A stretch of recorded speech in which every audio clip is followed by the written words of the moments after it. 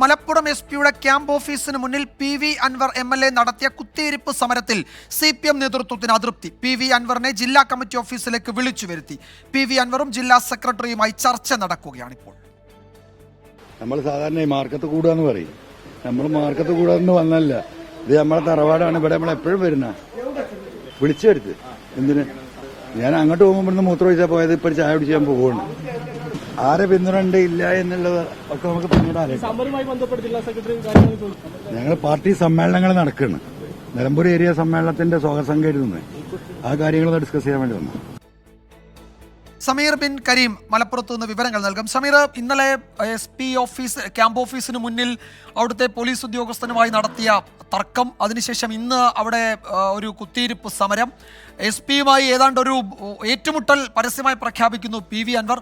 Party ഇക്കാര്യത്തിൽ MLA-ക്കൊപ്പം ഇല്ല എന്നാണോ കരുതേണ്ടത്?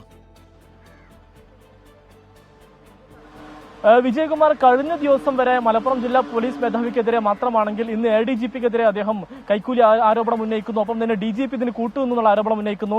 അതിന് പിന്നാലെയാണ് പാർട്ടി നേതൃത്വം അദ്ദേഹത്തെ ഉടൻ തന്നെ അടിയന്തരമായി വിളിച്ച് ജില്ലാ കമ്മിറ്റി ഓഫീസിലേക്ക് വിളിച്ചു വരുത്തിയത്. കാരണം പാർട്ടിക്ക് ഇതിൽ കടുത്ത അതൃപ്തിയുണ്ട്. കാരണം ആഭ്യന്തര വകുപ്പിനെതിരെ, പോലീസിനെതിരെ ഭരണകക്ഷിയുടെ MLA തന്നെ ഒരു പ്രത്യേക സമരത്തിലേക്ക് നീങ്ങുന്നു. അത് തന്നെ പാർട്ടി നേതൃത്വത്തിന് കടുത്ത മറുപടി പറയേണ്ട ഒരു സാഹചര്യം ഉണ്ടാകും. ഇതുകൂടി പരിഗണിച്ചാണ് അടിയന്തര പ്രാധാന്യത്തോടു കൂടി CPM ജില്ലാ നേതൃത്വം പി.വി. അൻവർ MLA ഉടൻ തന്നെ പാർട്ടി ഓഫീസിലേക്ക് വിളിച്ചു വരുത്തുന്നു.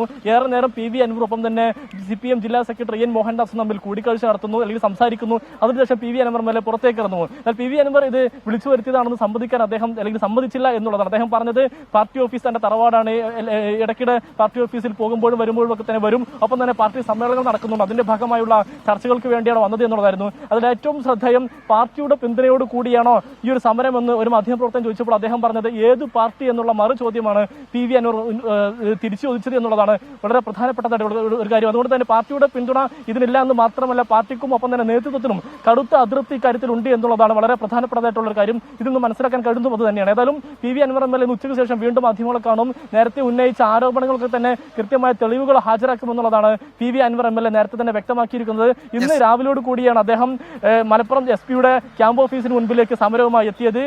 ADGP M.R. അജിത് കുമാർ 2 കോടി രൂപ കൈക്കൂലി വാങ്ങി. അതോടൊപ്പം തന്നെ മലപ്പുറം ജില്ലാ പോലീസ് മേധാവി സുജിദാസ് ആയിരിക്കും ആ സമയത്ത് ഇവിടെ നിന്ന് മരമുറിച്ച് ക്യാമ്പ് ഓഫീസിന്റെ പരിസരത്ത് നിന്ന് മരമുറിച്ച് കടത്തി. അതിൽ നിലവിലത്തെ ജില്ലാ പോലീസ് മേധാവിക്ക് പരാതി നൽകിയിട്ട് നടപടിയെടുക്കുന്നില്ല. അതുകൊണ്ട് ADGP M.R. അജിത് കുമാറിനെതിരെ ഒപ്പം തന്നെ നിലവിലത്തെ മലപ്പുറം SP-ക്കെതിരെയും നടപടി വേണമെന്നുള്ള ആവശ്യം ഉന്നയിച്ചാണ് സമീർ ബിൻ കരീമാണ് മലപ്പുറത്തുനിന്ന് വിവരങ്ങൾ നൽകിയത്. SP-ക്കെതിരെ മാത്രമല്ല ADGP-ക്കും DGP-ക്കും ഒക്കെ എതിരെ പി.വി.